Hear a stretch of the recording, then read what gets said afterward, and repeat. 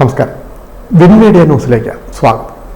സംസ്ഥാനത്ത് നടന്ന കുറുവ മോഷണങ്ങളിലെ മുഖ്യ പ്രതിയായ കട്ടുപൂച്ചൻ പിടിയിലായതോടുകൂടി കൂടുതൽ ജില്ലകളിലേക്കുള്ള കുറുവ സംഘങ്ങളെക്കുറിച്ചുള്ള വിവരങ്ങൾ ലഭിച്ചു തുടങ്ങിയതായി പോലീസ്.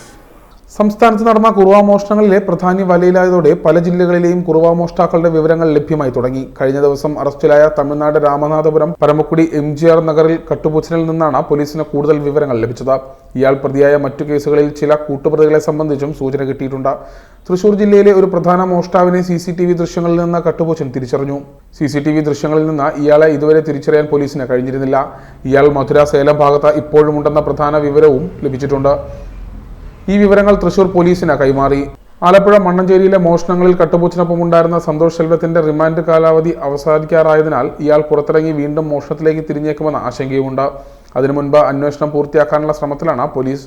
ജില്ലയിൽ പുന്നപ്ര, പുളിങ്കുന്ന് എന്നിവിടങ്ങൾക്ക് പുറമെ കടുത്തുരുത്തി, വടക്കൻപറവൂർ, വടക്കേക്കര എന്നിവിടങ്ങളിലും കട്ടുപൂച്ചനെതിരെ കേസുകളുണ്ട്. മണ്ണഞ്ചേരി പോലീസ് കസ്റ്റഡിയിലെടുത്ത അന്വേഷണം നടത്തിയതിനു ശേഷം ആ സ്റ്റേഷനുകളിൽ നിന്നും കസ്റ്റഡി അപേക്ഷ നൽകിയേക്കും.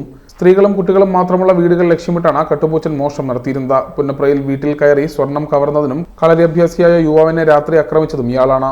മോഷണം നടത്തുന്ന സ്വർണം സ്വന്തം നാട്ടിലെത്തിച്ചാണ് വിറ്റിരുന്നത്.